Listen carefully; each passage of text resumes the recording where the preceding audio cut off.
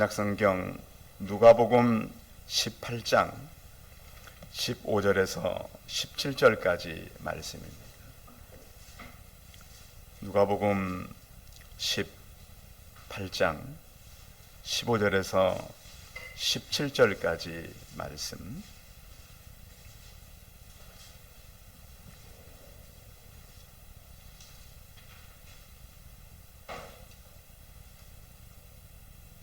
말씀을 봉독해 드리겠습니다. 사람들이 예수께서 만져 주심을 바라고 자기 어린 아기를 데리고 오매 제자들이 보고 꾸짖거늘 예수께서 그 어린 아이들을 불러 가까이 하시고 이르시되 어린 아이들이 내게 오는 것을 용납하고 금하지 말라. 하나님의 나라가 이런 자의 것이니라. 내가 진실로 너희에게 이르노니 누구든지 하나님의 나라를 어린 아이와 같이 받아들이지 않는 자는 결단코 거기 들어가지 못하리라 하시니라. 아멘. 옆 사람과 서로 인사하겠습니다. 만나서 반갑습니다. 예, 감사합니다. 앞뒤 좌우 서로 인사하겠습니다. 반갑습니다. 예. 오늘 같이 예배드리는 가정은 지난주에 이순환 권사님 부군 되시는 금수선 성도님이 소천하셨는데 한 집에서 같이 부모를 모셨던 분들입니다. 제가 보기에도 참 요즘 시대에 쉽지 않잖아요. 또 금수선 성도님께서 가정에 소천하셨습니다. 그래서 제가 장례식을 가서 두 분을 뵈니까 참 이 시대에 찾아보기 쉽지 않은 효녀들이셨습니다.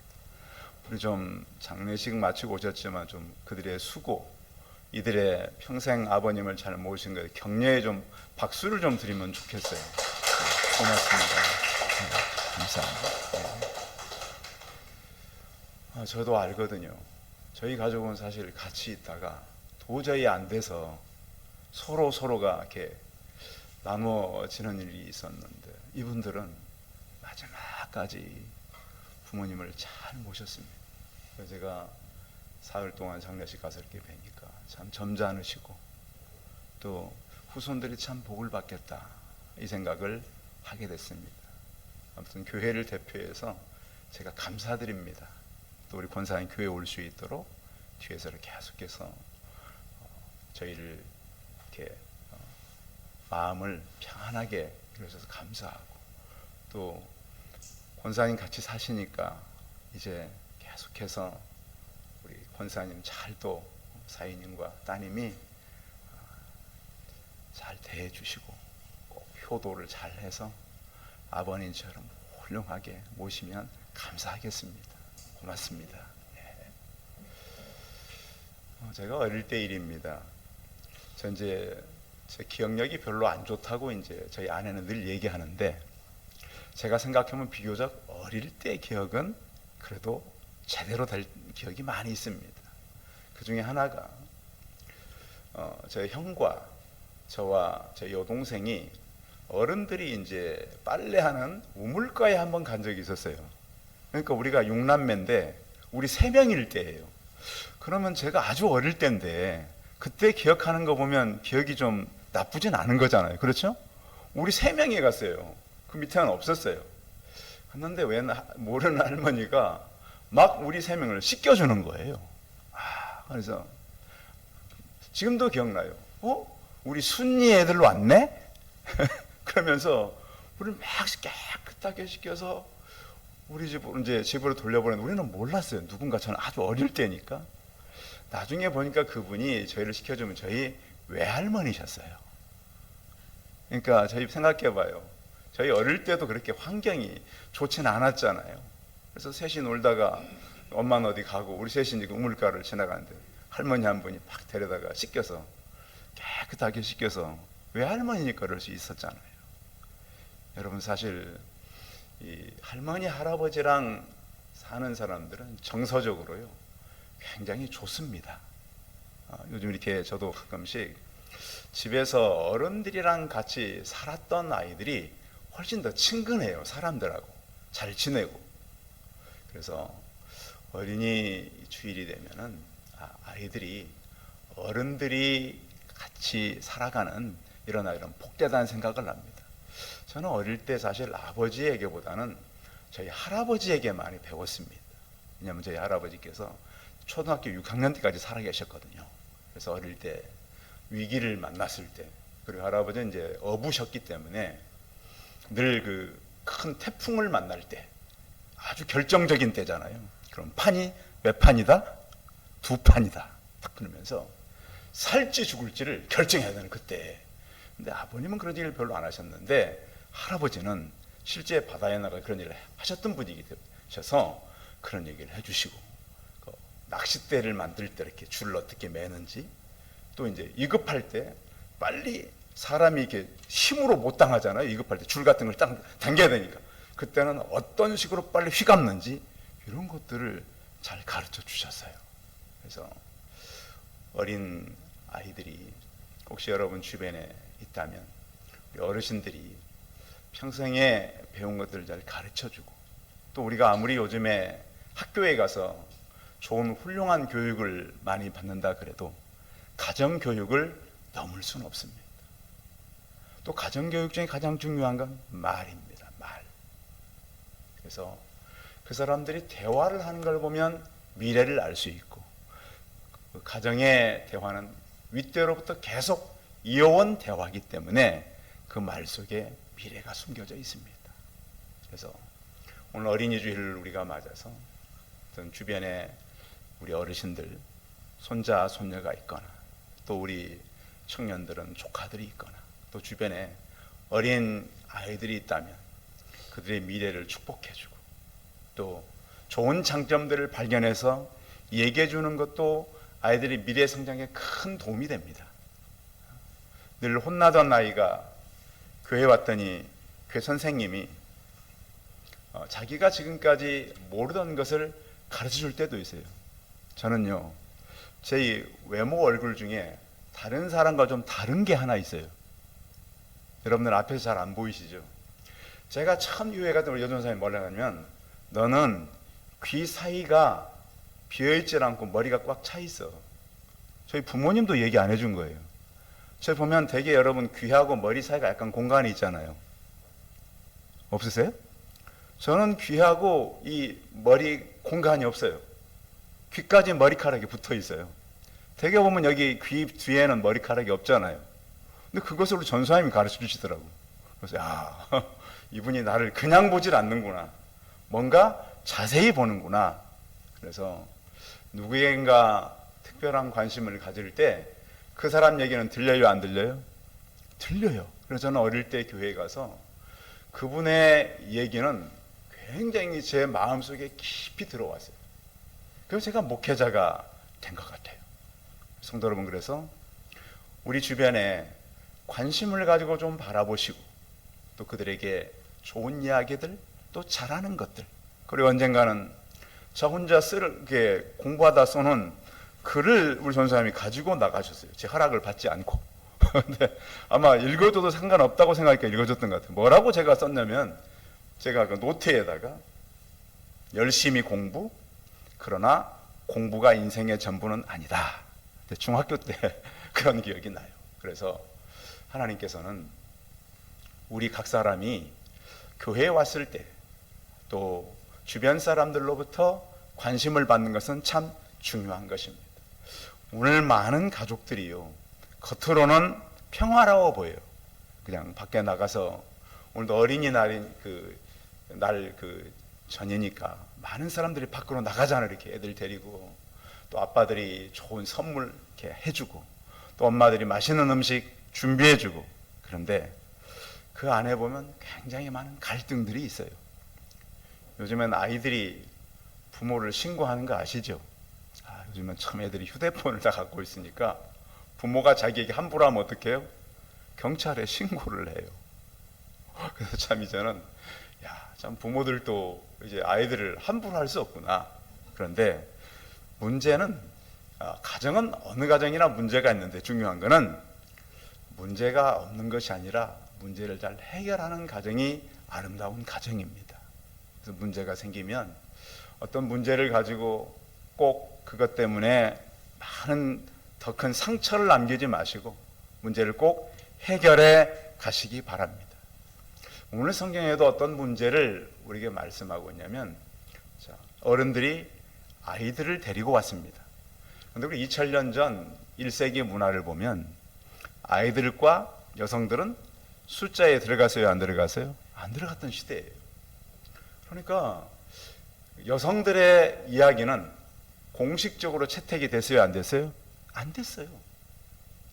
그러니까 성인들 이야기, 또 랍비들이나 또 그 사람들이 공식적으로 인정한 그 사람들의 얘기만 공식적으로 인정이 됐지 아이들의 이야기나 여성들의 이야기는 인정되지 않던 때예요. 그런데 그때에 부모들이 아이들을 데리고 예수님께 온 거예요.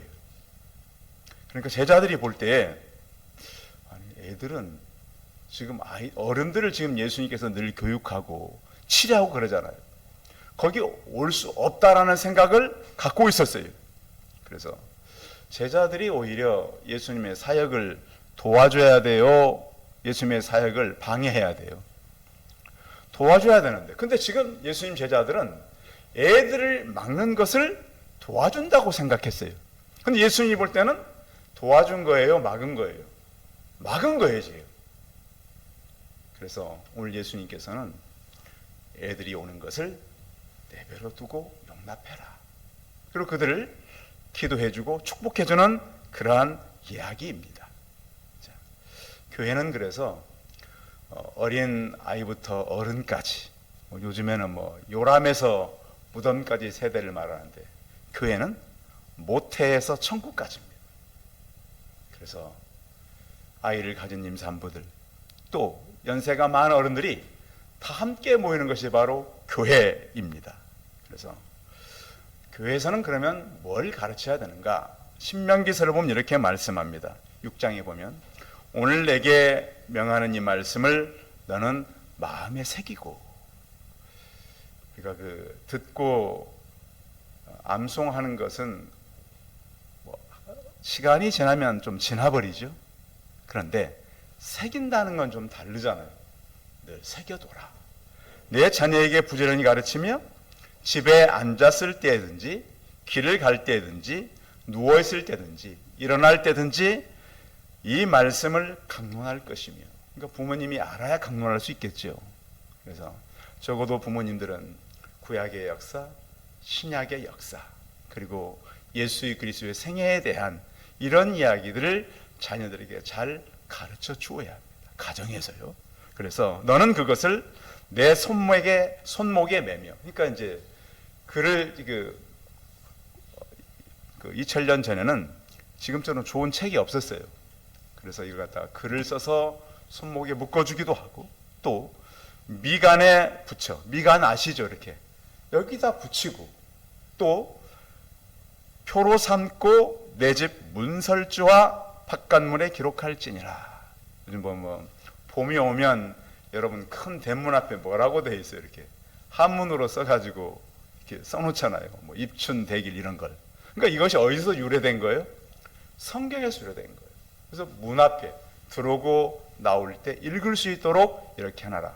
물론 지금이야 책이 많고 좋은 자료가 있고 또 기독교에서 이렇게 만들어낸 좋은 콘텐츠가 컴퓨터 안에 많이 있어요. 그것들을 볼 수 있지만 그것들이 없을 때는 늘 이렇게 글을 써서 그들에게 가르쳐라. 그래서 성경이 처음에 만들어질 때는 어느 정도 비쌌냐면 이런 일반 가장이 2년 반 동안 봉급을 모아야 한 권 살 수 있어요. 처음에 성경이 나왔을 때. 싸요, 비싸요? 비싼 거예요. 생각해봐요, 우리 청년들. 1년 연봉이면 계산되잖아요. 2년 반치를 합쳐야 뭘 살 수 있어요? 성경을 살 수 있어요. 굉장히 비싼 거예요. 그래서 성경을 보면은 지금은 이제 이게 가격이 싸지만 몇 권이 없었어요. 그래서 이 큰 교회 가면 한 권씩 정도 있었고, 그것도 함부로 읽을 수도 없었어요. 또 어려웠어요. 그래서 그렇게 비싼 성경이 지금은 누구나 읽을 수 있게 된 것이 바로 우리 개혁자들의 순교였습니다. 처음에 성경을요, 이 라틴어 성경을 다른 성경으로 번역하면 태워 죽였잖아요. 원본을 막 번역하고 그러면 태워 죽였어요. 그런 고생 때문에 우리가 성경을 이렇게 편하게 읽을 수가 있게 된 겁니다. 또한 아이들이 바로 성장하기 위해서는 부모의 많은 결단이 필요합니다.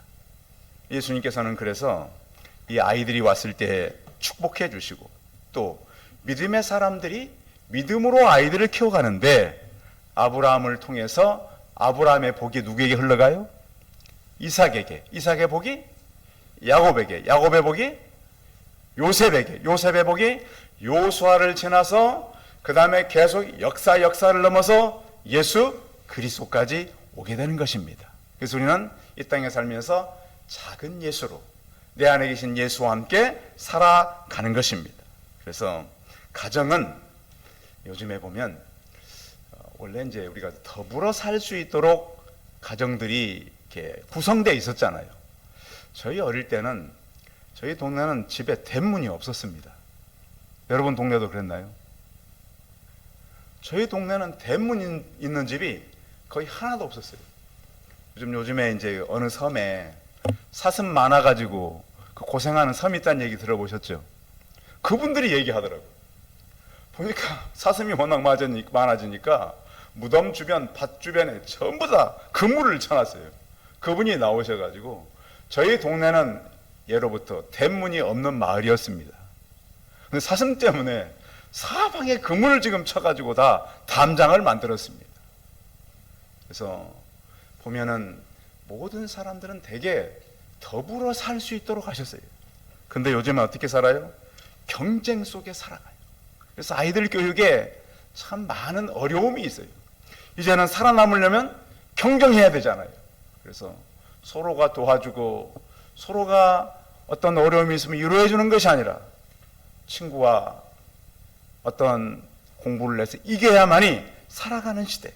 그래서 오늘은 구약 시대와 신약 시대에 모범적으로 아이들을 키웠던 세 가정의 얘기를 좀 같이 나누려고 그럽니다.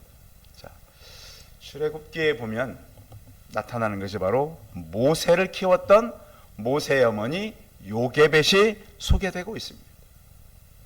아이를 낳았는데 그 당시에 바로가, 히브리인들은 이 아이를 다 어떻게 하라 그래요? 어떻게 죽이라고? 라인강에 다, 산의 아이들은 다 던져라. 이게 한 국가의 법이에요. 히브리인들만. 그러니 어머니가 아이를 낳았는데 아들인 거예요. 그래서 바로 강에 던질 수 없으니까 어떻게 해요? 숨겨서 3개월 동안 키워요. 자, 막 태어나서는 아이들의 울음소리가 크진 않잖아요. 그런데 젖을 먹여서 키우면, 자라면 울음소리가 어떻게 해요? 커져요. 그러면 아이를 숨긴 것이 들통나면 어떻게 돼요? 가정에 위기가 와요. 그래서 할 수 없이 요게벳은 갈대를 갖다가 상자를 만들어요. 그래서 상자에다가 뭘 발라요? 물이 새지 않도록 역청을 발라요. 새지 않도록. 그래서 갈대 상자에다가 3개월 된 아이를 담아서 강에다가 띄워보냅니다. 자, 이 어머니 마음이 어떻겠어요? 이제 핏덩이 3개월 된 아이를 집에서 키울 수 없기 때문에 갈대를 갖다가 상자를 만들어서 아이를 강에 띄우는 어머니, 이것이 바로 히브리인들의 운명이었습니다. 애굽에 종살이하던 이스라엘의 운명이었습니다. 그런데 하나님은 이 어머니가 라인강에 갖다 내놓은 아이를 그냥 두지 않았습니다. 바로 애굽의 공주가 발견하게 됩니다. 보니까 딱 히브리인 아이예요. 그래서 공주가 데려다가 왕궁에서 40년 동안 키우게 됩니다. 그런데 다행인 것은 버려진 이 아이의 누나가 그 장면을 목격하고 유모를 구해줍니다. 버려진 아이의 유모가 요게벳이었습니다. 그래서 이 모세는 버려졌지만 어머니의 젖을 먹고 자랐습니다. 자, 그러면 이 모세는 애굽의 왕자로 자랐을까요? 히브리인으로 자랐을까요? 그렇습니다. 그래서 히브리서에 모세 얘기가 나옵니다. 히브리서 11장이 무슨 장이죠? 믿음장이에요. 그 아이가 히브리인이기 때문에 버려졌지만 바로의 공주에게 발견되어서 건져지고 그가 애굽의 왕궁에서 어떤 자세로 자랐는가? 히브리서 11장 24절 읽어드리겠습니다. 믿음으로 모세는, 이 말이 중요합니다. 무엇으로? 믿음으로. 누가 믿음을 심은 거죠? 그렇죠. 어머니 요게벳이 믿음을 심은 겁니다.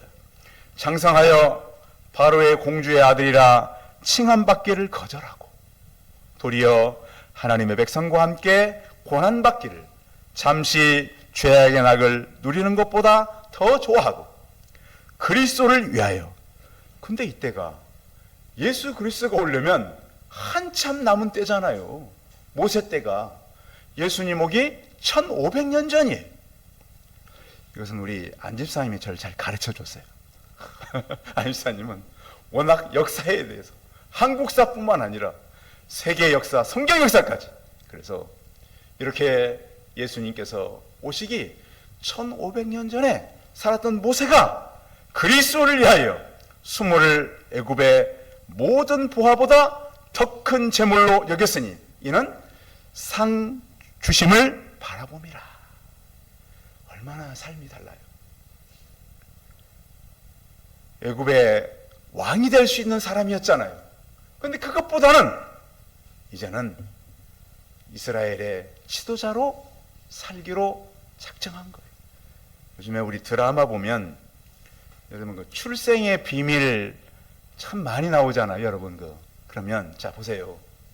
요게벳이 모세에게 젖을 먹일 때, 야 너는 히브리의 역사를 잊어버려야 된다. 응? 이집트의 왕이 되려면 너가 히브리인 것 얘기하면 안 된다. 이렇게 할 수 있잖아요. 너 히브리 사람이라고 말하지 마라. 네 출생의 비밀을 감춰야 너도 나도 살 수 있다. 이럴 수 있잖아요. 얼마든지 우리가. 너가 지금 이대로 크면 애굽의 왕이 되는데 출생이 뭐가 중요하냐? 어머니가 그렇게 키우지 않았다는 거예요.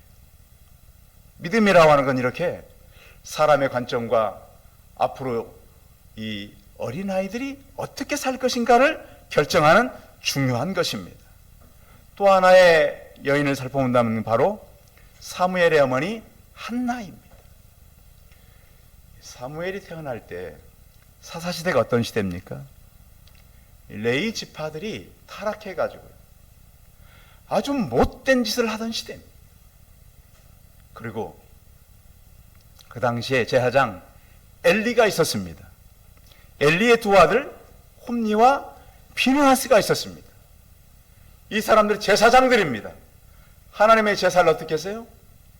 멸시했다는 얘기는 예배를 멸시했다는 거예요. 그래서 하나님이 어떻게 했다는 거예요? 죽이기로 작정하신 이 사람들이 바로 누구의 자녀? 제사장의 자녀였습니다. 그때 한 여인이 아이가 안 생겨서 또 남편은 또 아내 하나를 더 얻었어요. 그래서 또 더 얻은 아내는 아이가 있어요. 그러니까 얼마나 애 없다고 핍박을 하는지.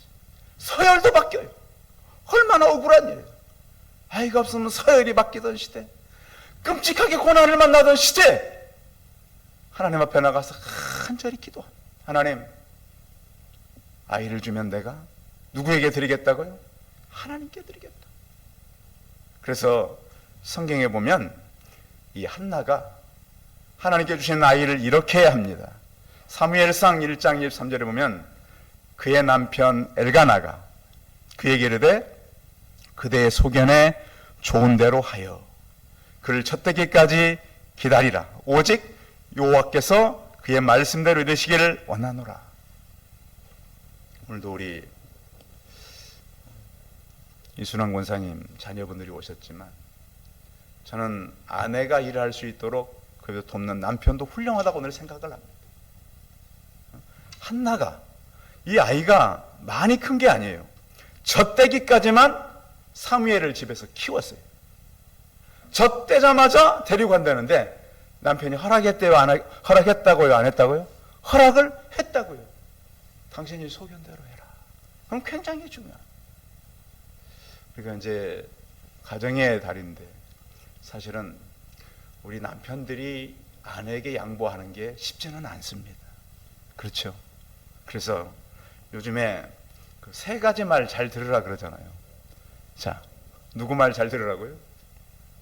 내비게이션 말 잘 듣고, 또 어머니 말 잘 듣고, 아내 말 잘 들어라. 그런데 오늘 이 사무엘의 아버지 엘가나는 아내 말을 잘 들었어요. 그래서 이 어두운 시대, 그러니까요, 제가 지금 말씀드리는 이 이야기는 다 어두운 시대입니다. 미래에 빛이 안 보일 때, 세상에 그 젊은 사람들, 유부남들이 성전에서 일하는 여인들을 겁탈하는 시대 아닙니까? 근데 제사장들의 아들들이었단 말이에요. 그런 시대에 하나님은 어린 사무엘을 보내서 그 역사가 어두운 때 이스라엘 역사를 이끌어가는 그런 시대를 만들고 계십니다. 성도 여러분, 요즘에 교회가 싫어서 나가는 사람들이 있어요, 없어요? 있어요. 그래서 자기들이 교회 안 나가 만들고 그러는데 저는 그걸 바람직하다고 보지는 않습니다. 교회는 나가는 곳이 아니라 어떤 곳이에요? 돌아오는 것입니다.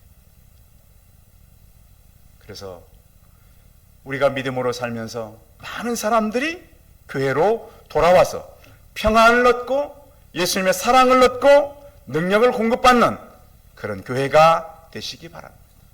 신약에 오면 이 디모데의 어머니 유니게, 그의 할머니 로이스가 소개되고 있습니다.